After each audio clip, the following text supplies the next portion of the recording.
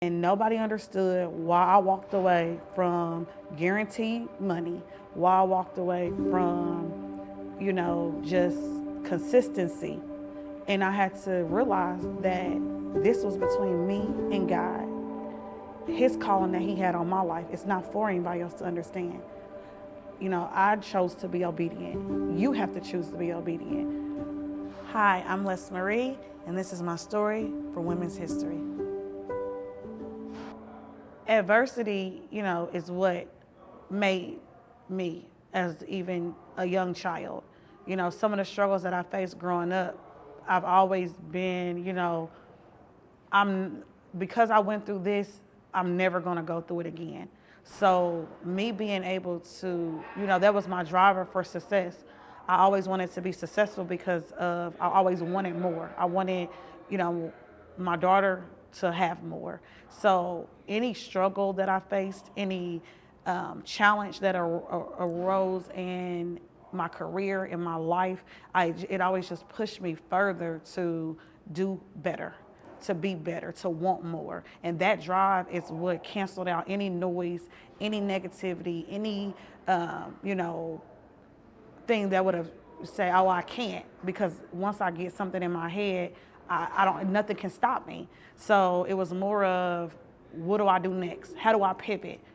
So I started in corporate 15 years ago, and I got into leadership fairly quickly. And as I got into leadership, every role I got all the way up into director, I realized, like, oh my goodness, how are these Fortune 500 companies so successful? And then at this time, entrepreneurship became a thing in the Black community. So my friends would ask me, because I was in corporate, in management, doing all these things, that they would have questions, or how do you do this, how do you do that? And it dawned on me, like, oh my goodness, like, what if I was able to take everything that I learned from corporate and help our people? I'm a strong believer in the Black dollar. I don't think that it's not that we don't have the skill set, we don't have the product, we don't have the goal. Is that we lack resources. We lack people helping us. So that's how the Les Marie firm came about.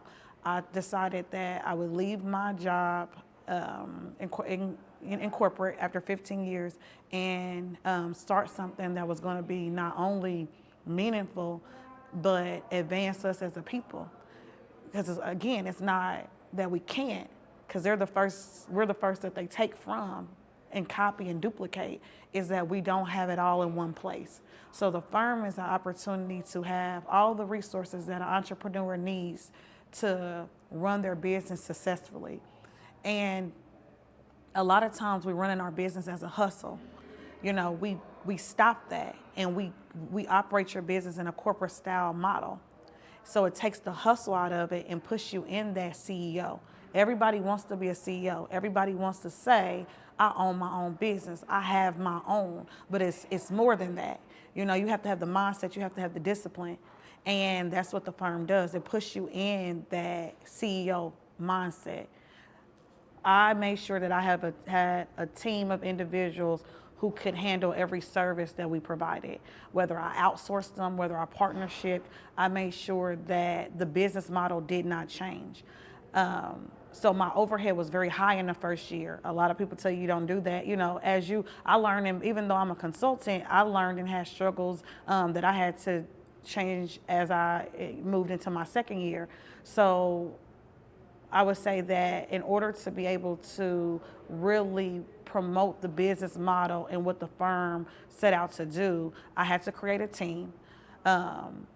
You're only as successful as your team. And I made sure that the team was able to provide all of the services. I didn't scale back on the services.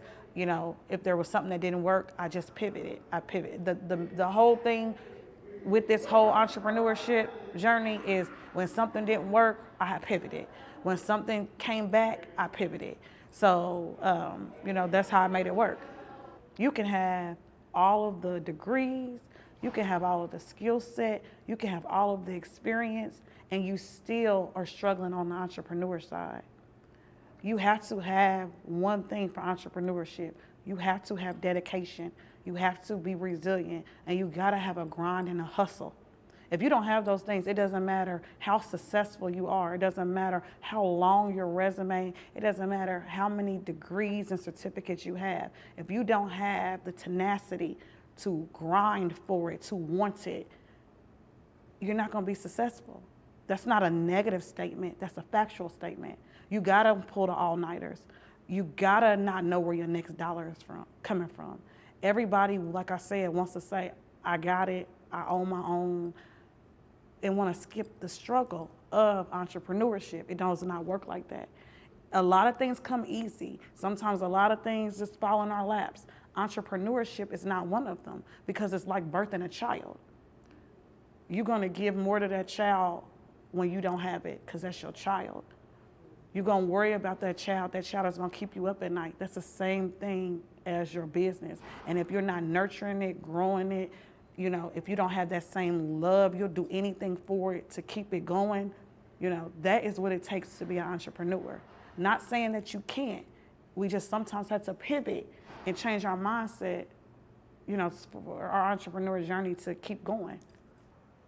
So entrepreneurship and being a woman, that struggle is twofold. And, you know, being in corporate, I was built for this. It put me in the game for what was going to happen as being an entrepreneur and the boundaries that I would face. So in the corporate world, I always had to be 10 times better, not only to men, but to my white counterparts. I always had to work 10 times harder, not only because I was a woman, but because I was Black and I was young. So when I switched over to entrepreneurship, it was the same struggle. And it, you know, not so much was, you know, because I was a woman, it was more of, what can you do for me? As entrepreneurs, even going after the bigger contracts, everybody wants you to know, what can you do? Can you make my business? How can you? So that's kind of the struggle that I face.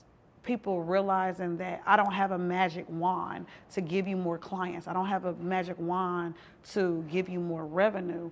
And I struggle with people needing my service, understanding the benefits of it, what it was going to do to help improve their business. So, and the naysayers, you know, it's a lot of, well, I don't need you, or they don't, you've been doing, I got a lot of, I've been running my business. You know, why do I need you? What are you going to do differently? Why do people need you? They've been running their business. You know, because of the experience that I had, I was able to position my business model quickly. So I gained clients fast. So, you know, not only did I get, why are they going to need you? I got, you doing too much too fast. I got a lot of negativity of, you can't, you won't be able to. But just like anything else, you know, I felt like God placed this decision and this goal that I had, so I felt like I was built for it. Entrepreneurship, you know, even if you're just starting and you don't, to be honest with you, I never thought about being an entrepreneur. I was a corporate girl into the end. I was going to be in that C-suite.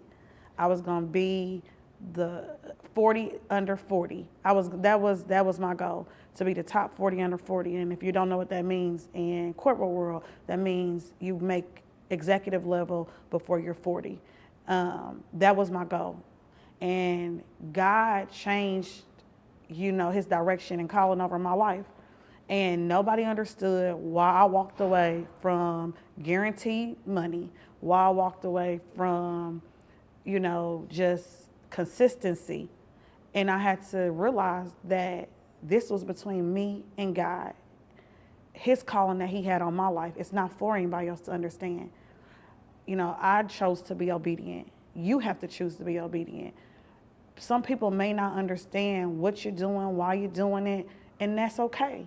Don't let that bother you. Your responsibility is to be obedient and understand that this journey that you're on, this calling that he's put upon you, is between you and him alone. He gave you the GPS. He gave you the map. He gave you the directions. So when you're listening to other people, when you're trying to get people to understand, they don't have the calling over your life. They don't have that map. They don't have that blueprint. So, you know, you're not going to call them for directions to a location they ain't never been. So why are you asking people for directions to the calling God gave to you? And that is what I would encourage anybody, whether it's even entrepreneurship, it's whatever they're struggling with, whatever you're doing in life, it's between you and God alone. Some of my darkest times, I never understood why I was going through them. And it taught me for him to understand, I will isolate you. I will take everything from you. So the only voice that you can hear is mine. The only person you can call on is me. The only person that you know got you is me. He will strip everything for you to teach that lesson. So always remember that whatever you're doing, whether it's entrepreneurship, whether it's you're struggling in life, whether, you find yourself in a mental struggle, whatever that is, understand he's taking you through it so that you can understand when it happens again, when it presents itself again, it's only you and him.